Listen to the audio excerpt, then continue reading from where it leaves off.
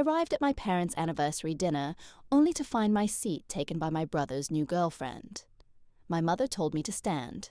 Humiliated, I pocketed their $5,000 gift and walked out. Leaving them with the bill was the first time I truly stood up for myself. This is where the story truly begins. My leg was throbbing with a dull, persistent ache that radiated from my ankle all the way up to my knee. It was a reminder that I was only 3 weeks post-op from a reconstruction surgery that was supposed to keep me off my feet for a month. But I wasn't in bed, and I wasn't resting. I was standing in the foyer of La Mairie, the most exclusive French bistro in the city, wearing a custom-tailored emerald green tuxedo suit that I had bought specifically for tonight. I was leaning heavily on the cane I had tried to make look like a fashion accessory, but the sweat pricking at my hairline wasn't from the humidity.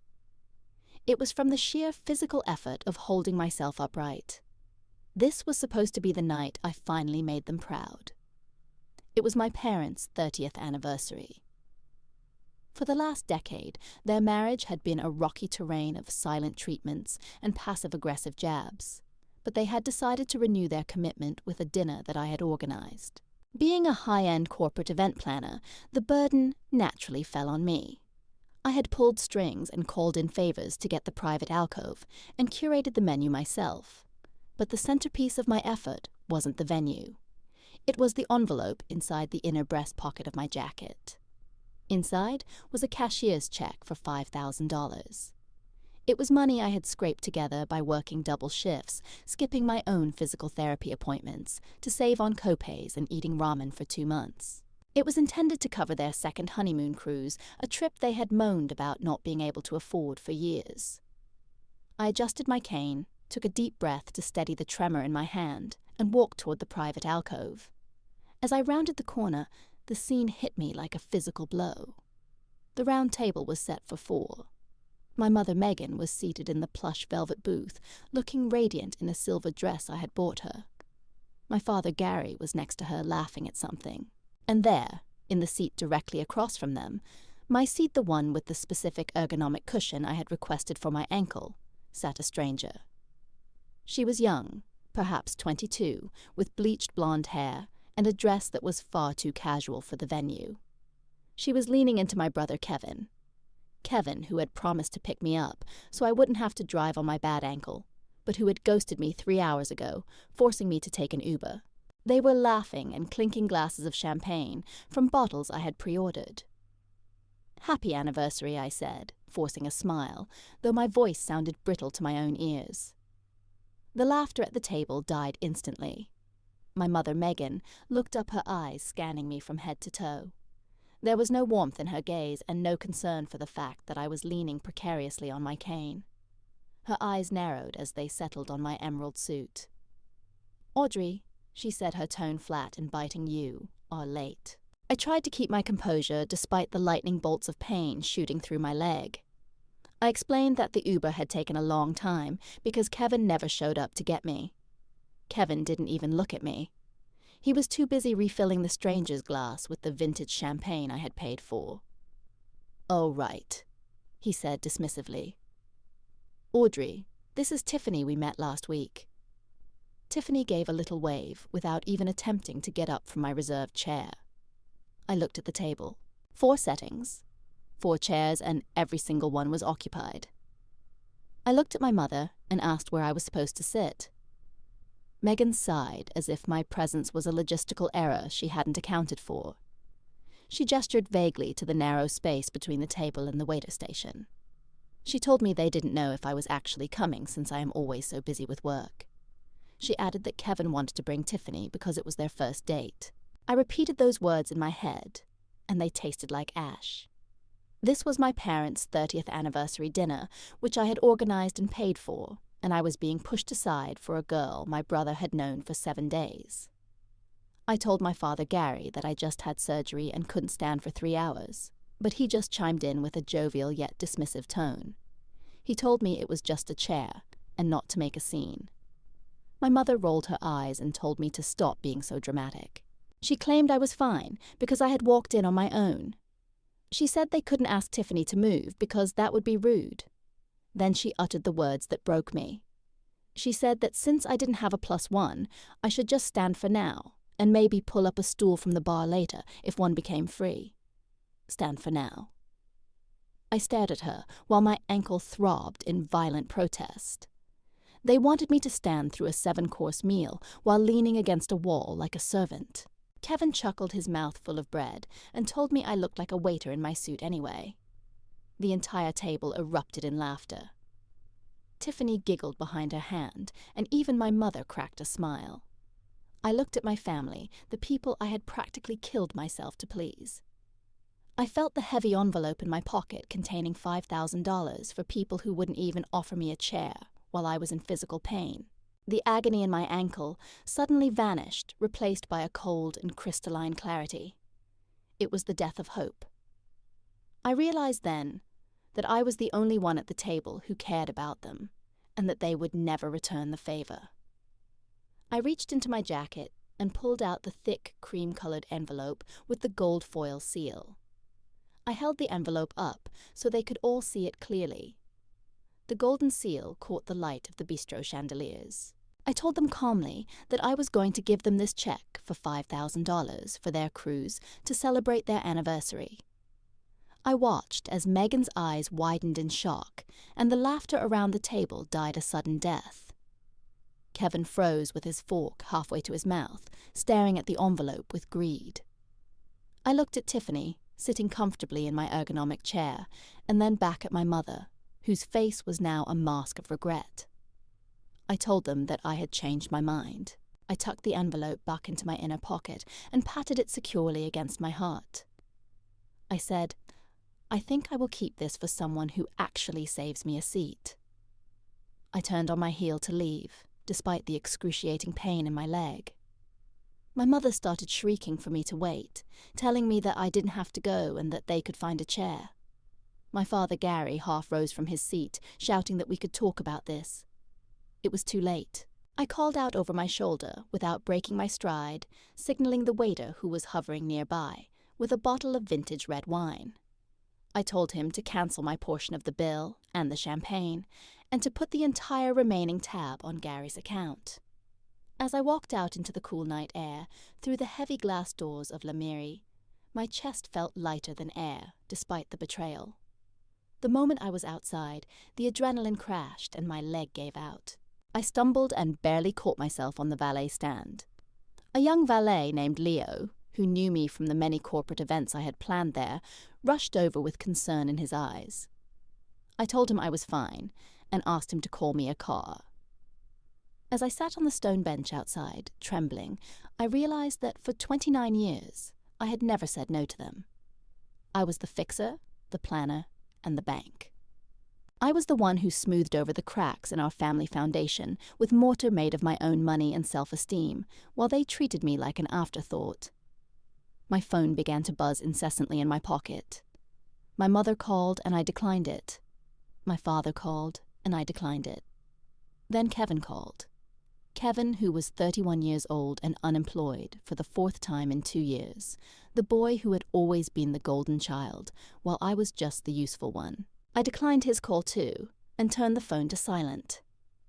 When the Uber arrived, I slid into the back seat and watched the entrance of the restaurant through the window. I saw Gary burst through the front doors, looking frantic with his phone to his ear. I knew he wasn't looking for his injured daughter. He was looking for the $5,000 that had just walked away. When I got back to my dark apartment, the silence felt protective.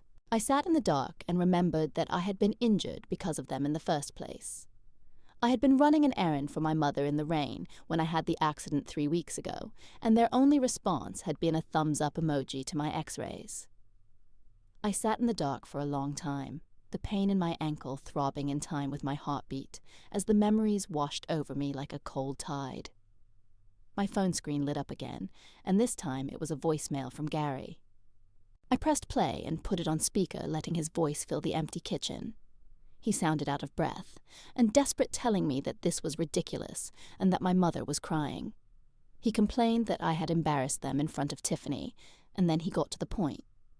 He said the bill had come, and it was much more than they expected because of the vintage Bordeaux I had pre-ordered. He told me to come back and bring the envelope so we could talk about this, and he had the nerve to tell me not to be selfish. Selfish. I laughed, a dry hacking sound in the silence. I looked at the envelope sitting on the counter, $5,000, which represented my entire savings. I had nothing left in my emergency fund because I had risked my financial security to give them a cruise, hoping that if I gave them something big enough, they would finally look at me with adoration. I picked up the envelope and thought about tearing it up, but then I remembered the true leverage I held. My parents lived in a beautiful condo downtown, which was their pride and joy. They told everyone they had downsized for lifestyle reasons, but the truth was much uglier. Gary had gambled away their retirement fund 5 years ago, and I had been the one to step in. I had used my credit, my name, and my income to sign the lease for them. I paid 40% of the rent every month, because their Social Security didn't even cover the basics. They thought the dinner was the only thing at stake, but they had forgotten the most crucial detail. I whispered to the empty room that the lease was up for renewal in exactly 4 days. The primary leaseholder, the only one with the credit score to qualify, was me. To understand why I had reached this breaking point, you have to understand the ecosystem of my family. It wasn't just favoritism, it was a cult of personality, where Kevin was the deity, and I was the sacrifice. Kevin was born with a charm. I lacked the high school quarterback and the prom king, while I was the quiet one working in the library. My mother, Megan, loved Kevin's shine, because she saw herself in him while I was merely useful. When I started my business, she called it a hobby, and when I bought my own apartment, she only critiqued the molding. But tonight, the scales had fallen from my eyes. I realized that Megan was the architect of my insecurity, a woman who spent her days curating a perfect life on social media while cropping me out of the portraits. By giving my seat to an escort he had hired for the night, she was sending a clear message that my comfort was secondary to her image.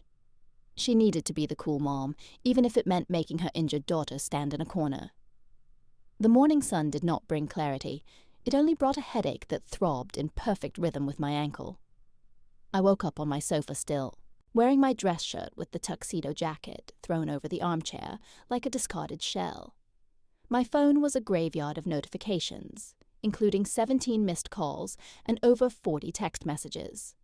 My mother was demanding that I pay the bill because the manager was threatening to call the police, while Kevin was calling me a psycho and claiming that Tiffany was crying.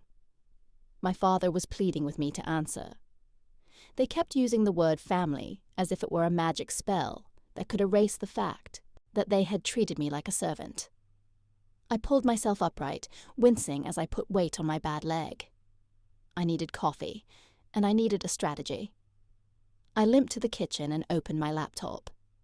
My first instinct was to block them all, but the event planner in me took over, and I shifted into crisis management mode. Step 1 was to assess the damage. I logged into my primary bank account and saw that the $5,000 was still there safe, but then I clicked over to the family emergency savings account. This was a joint account I held with Gary that I had opened 3 years ago when he had a health scare. I had been putting $500 into it every month, just in case.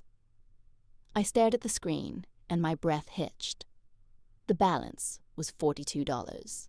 There should have been nearly $18,000 in that account. I clicked on the transaction history and saw a series of withdrawals all made in the last 3 weeks. $2,000, $3,000, and $5,000 had all been transferred to an account labeled K-Star Enterprises. I felt a cold sweat break out on the back of my neck because I knew that name. K-Star was Kevin's entrepreneurial handle, the name he used for his failed dropshipping businesses and crypto schemes. He had successfully stolen my money with my father's help. I dialed the bank with shaking hands and spoke to a representative named Sarah. I reported unauthorized activity, but she stopped me. She explained that the transfers were authorized via telephone banking by the other account holder, Gary Miller, who had provided all the correct security answers. My father, the man who had laughed while I was told to stand, hadn't just watched me be humiliated, he had funded the audience with my own money. The betrayal wasn't just a crack anymore. It was a canyon. I hung up the phone and opened a new tab on my browser to begin step 2, securing my assets. I navigated to the property management portal for my parents' condo. The lease. Renewal was pending and due for a signature by Friday. I hovered the mouse over the button, and with a steady hand, I clicked Terminate Lease. Monday morning arrived with the subtlety of a sledgehammer. I was at my office early, burying myself in the logistics of a tech gala, trying to pretend my personal life wasn't imploding. At 10:15 a.m., the receptionist buzzed me to say that my parents were in the lobby, and they were claiming it was an emergency. I closed my eyes for a second, knowing they couldn't get me on the phone, so they were bringing the circus to my workplace. I told her to send them to conference room B and not to let them into the main workspace. I grabbed a file folder containing the printouts of the bank transactions and the lease termination confirmation, and I walked to the glass-walled room. Megan was pacing back and forth, her heels clicking aggressively on the polished floor, while Gary sat looking pale and reduced, wringing a baseball cap in his hands. When I entered, Megan spun around and hissed at me, asking how I could dare to embarrass them like that. She told me the manager had threatened to call the cops and that they had to put the bill on 4 different credit cards. She was furious about Tiffany being mortified. I didn't sit down because I needed the height advantage. I told them that Tiffany was simply the girl sitting in my seat, and I opened the folder, sliding the bank statement across the table until it stopped right in front of my father. I asked him if stealing $18,000 from his daughter was petty. The room went silent as Gary looked down at the paper, his face turning a sickly shade of grey. He started to stammer that it was a loan, but I cut him off, saying that a loan implies you asked, and a loan implies you intend to pay it back. I told them he had stolen my emergency fund. Megan stepped in, instinctively shielding him and screaming that Kevin was in real trouble with debts and that they couldn't let him get hurt. She told me I had so much with my job and my fancy suits, and that I shouldn't begrudge my brother a little help. I laughed a harsh sound that startled me and reminded her that I had paid their rent for 5 years, and their insurance and their vacations. I told her that support is what families do, but what they were doing was acting like parasites. I pulled the second sheet of paper from the folder and slid the lease termination notice toward them. Megan's eyes bulged as she read the word termination. I told them I was not renewing the lease and was removing myself as the guarantor, which gave them 30 days to vacate. Gary stood up yelling that this would make them homeless, but I told him that perhaps Kevin could lend them the $18,000 back. Megan spat that I was an ungrateful bitch, but I told her the transaction was complete, and we were even. Megan made good on her threat before she even left the parking garage of my office building. By noon, my phone was vibrating with notifications from Facebook. She had posted a long, rambling status update claiming she was heartbroken, and that her own daughter, whom they had supported and loved unconditionally, had decided to evict her elderly parents onto the street. She called me a cold, heartless corporate monster and asked everyone to pray for them. The comments were pouring in from aunts I hadn't seen in a decade, calling me shameful, and my own cousins were posting snake emojis on my profile. But the social media storm was just a distraction for me, because I was focused on the investigation. At 2 p.m. an email arrived from David, a private investigator I often used for vetting vendors for my high-end events. The subject line was simply Kevin Miller and Tiffany report. I opened the attachment, and the details were even worse than I had imagined. Tiffany wasn't a girlfriend, or even a real date. Her name was Tiffany Stones, and she was an Instagram model who dated men for appearance fees. Kevin had hired her for $500 to attend the dinner with him, just to make it look like he was successful in settling down. He had used my stolen money to hire a prop, so he could look better than me in front of our parents. But the report went deeper than just Kevin. The K-Star Enterprises account wasn't just funneling money to his gambling debts and failed schemes. There were transfers going out to an online gambling site, and several transfers to a heartbreakingly familiar name, L. Miller Consulting. L. Miller was Linda Miller, which was my mother's maiden name. My stomach turned over as I realized Megan wasn't just enabling Kevin, she was skimming off the top for herself. She was taking a cut of the money Gary stole from me to fund her own secret stash. She was the architect of the entire theft, and Gary was just her tool. I sat back in my office chair as the room seemed to spin. Gary was the thief on paper, but Megan was the mastermind who wrote the script. I knew then that I had to break their alliance. I couldn't fight them as a unit, so I needed to sever the link between the enabler and the mastermind. I sent a text to Gary, and only Gary. I told him to meet me at a coffee shop on 4th alone, and that if my mother showed up, I would leave immediately. I told him I had something he needed to see about the money. He showed up 40 minutes later, looking 10 years older than he had that morning, wearing rumpled clothes, and looking completely defeated. I didn't order him a coffee. I simply placed my iPad on the table between us. I showed Gary the undeniable proof on the screen. I explained that Kevin hadn't been in danger from loan sharks, but was instead paying $500 for a fake date and gambling the rest away on sports betting. But when I showed him the transfers to L. Miller Consulting, his face completely crumbled. He had no idea his wife had been taking a $3,000 kickback from the money he stole. I told him that Megan had played him, making him the criminal, so she could keep her hands clean and buy herself luxury items. Gary put his head in his hands and began to weep right there in the coffee shop, admitting he had ruined everything for a lie. I told him he could fix one thing by helping me tell the truth at the big family anniversary gathering at Aunt Clara's house on Sunday. When Sunday arrived, the atmosphere at the family barbecue was thick with hostility. All my relatives were staring at me like I was a monster because of Megan's Facebook posts. Megan was holding court near the grill, playing the victim perfectly in a floral dress paid for with my money. I arrived late, leaning on my cane and carrying a flash drive. When she tried to publicly shame me for evicting them, I simply walked over to the outdoor TV that Kevin was so proud of and plugged it in. I told the entire family they deserved to see the director's cut of the story. I displayed the Venmo receipts for the escort and the spreadsheets showing the gambling debts and the luxury car rentals. The final blow was the transfer to my mother's secret account. The yard went silent as the truth of the theft and the betrayal was laid bare for everyone to see. Megan tried to claim she deserved nice things, but the crown had already fallen. Gary stood up and announced to everyone that he was moving out of the condo into a tiny efficiency apartment, and that he was going to get a job to pay me back every cent. He told Megan she could come with him or stay, but he was done lying for her. The fallout was absolute. Megan moved to Florida to live with her sister, while Kevin disappeared to another state to avoid his creditors. 6 months later, I met Gary at a diner. I was walking without a cane, and he was wearing an orange work vest from his new job at a hardware store. He pushed a check for $200 across the table, telling me it was the first installment of his debt. I didn't push it back, because taking it meant I respected him enough to hold him accountable. We didn't have a movie-ending hug, and the past wasn't erased, but the dynamic had changed forever.